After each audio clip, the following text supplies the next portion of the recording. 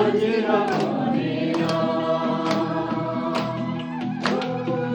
मैले माया लाएको हैन जुनी बारी अर्जुन भनेर वरी खोला पारीमा खोला बिचैमा थापिएको भना कृष्णले केसीमा गयो किन हुन्छ